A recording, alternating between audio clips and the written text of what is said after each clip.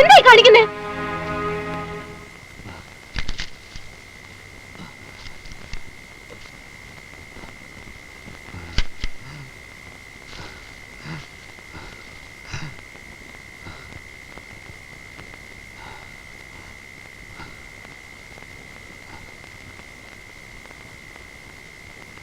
ഞാനവനെ പിടിച്ചതായിരുന്നു, രക്ഷപ്പെട്ടു കളഞ്ഞു.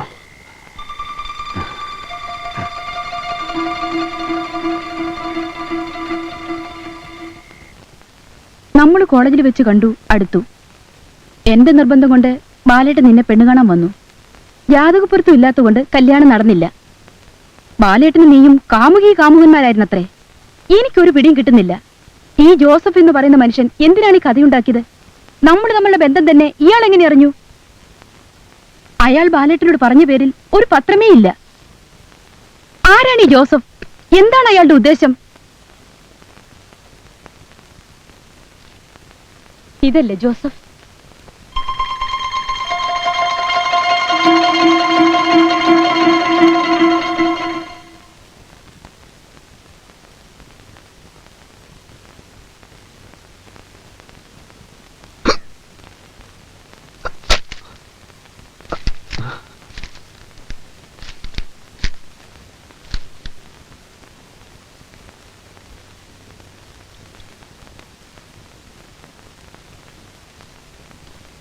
ചേട്ടാ,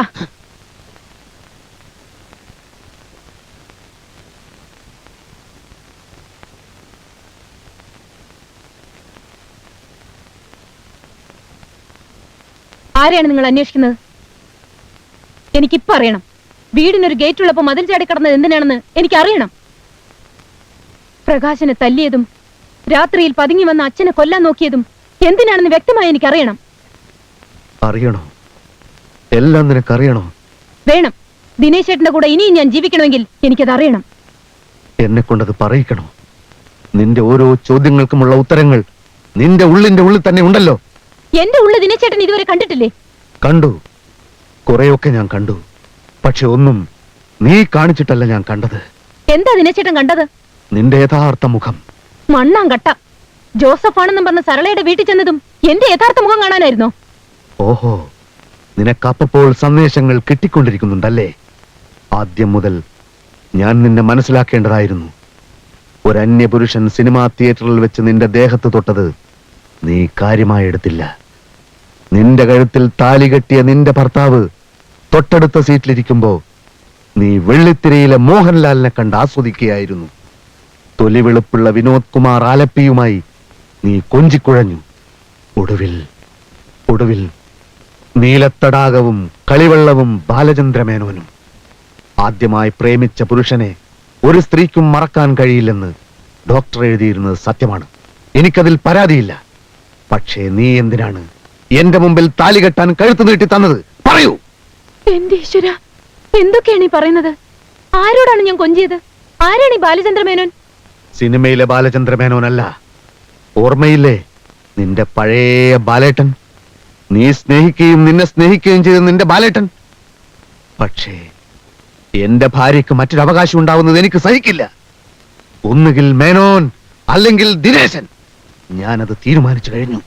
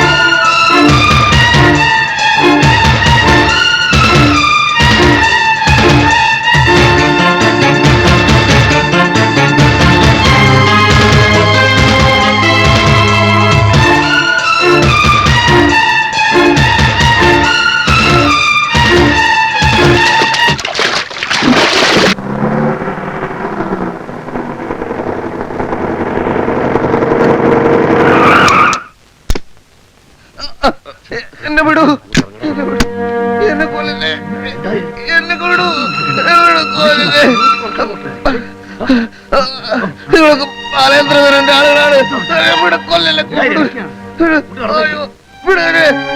മേനോനെ ഞാൻ കൊല്ലും, വിനോദ് കുമാറിനെ ഞാൻ കൊല്ലും, ആ വഞ്ചകിയെ ഞാൻ കൊല്ലും. എല്ലാരും നമുക്ക് കൊല്ലാം. ഭാഗ്യം കൊണ്ട് ആ പെങ്കുച്ച് രക്ഷപ്പെട്ടത്. ഇവനവളെ കൊല്ലാൻ നോക്കി സാറേ. ഞങ്ങളെല്ലാരും കൂടെ നിങ്ങൾ കുറച്ച് പുറത്തിറങ്ങി നിൽക്കും. എന്താ പേര്? തളത്തിൽ ദിനേശൻ. എല്ലാവന്റെ തോക്ക്, ജീപ്പ്, ക്യാപ്റ്റൻ വെടി. ടേബിളിലേക്ക് എടുത്ത്.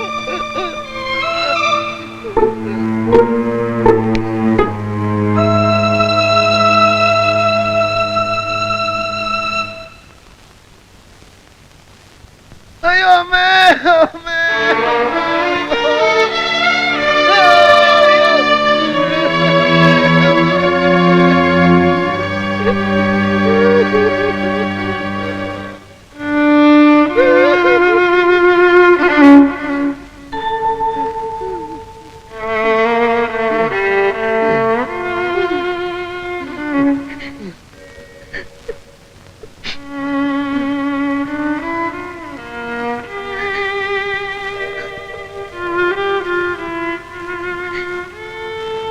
കുഞ്ഞെ, ഇനി അവര് നോക്കിക്കോളും. നമ്മളിവിടെ നിന്നിട്ട് കാര്യമൊന്നുമില്ല. പോന്നോളൂ. അച്ഛനും വിവരം അറിയിച്ചിട്ടുണ്ട്. എന്നാ പിന്നെ നേരം കളയണ്ട, പോവല്ലേ? ഞാൻ ഇവിടുന്ന് എങ്ങോട്ടുമില്ല.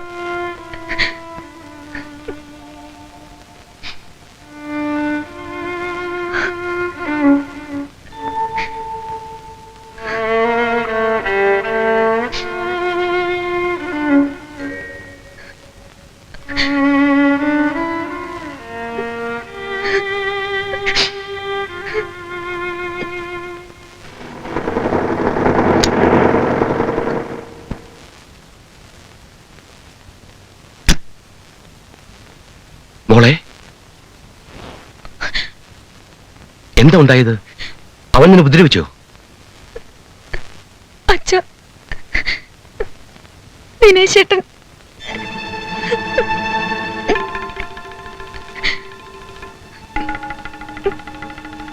തെറ്റ് മുഴുവൻ എന്റെയാ. ശരിക്കും ആലോചിക്കാതെയും അന്വേഷിക്കാതെയും ഇവന്റെ തലയിൽ നിന്നെ കെട്ടിവെച്ചത് ഞാനാ. സംഭവം പറഞ്ഞ് നിന്റെ അമ്മ തളർന്നു കിടക്ക. വാ പോകാം. ഞാൻ വരുന്നില്ല അച്ഛ. വരുന്നില്ലേ? ഞാൻ നിന്നെ ഇവിടെ വിട്ടിട്ട് പോകാനോ? ദിനേശേട്ടനെ തനിച്ചാക്കിയിട്ട് ഞാൻ വരുന്നില്ല. അവൻ തനിച്ചല്ലല്ലോ, ഇവിടെ വേറെയും ഭ്രാന്തന്മാരുണ്ടല്ലോ കൂട്ടിന്. വരാനാ പറഞ്ഞത്. അച്ഛ, വേണ്ട ഇങ്ങോട്ട് കയറ്. ദിനേശേട്ടനെ ഒറ്റക്കിട്ടിട്ട് കേറങ്ങോട്ട്.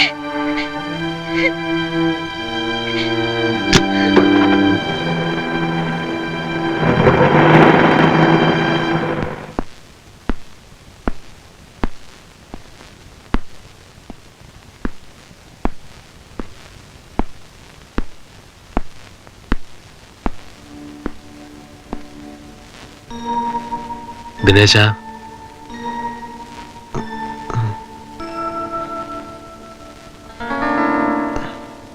ശോഭ എവിടെ?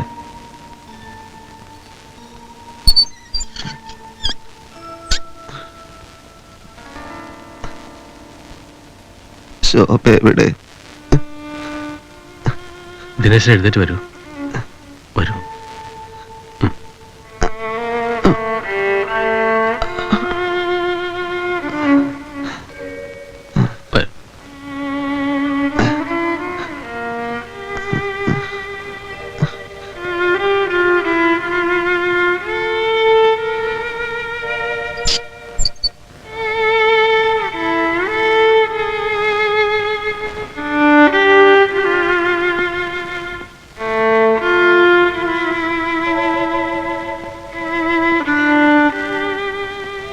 ദിനേശൻ ഭക്ഷണമൊക്കെ ശരിക്കും കഴിക്കണം കേട്ടോ. മരുന്നും.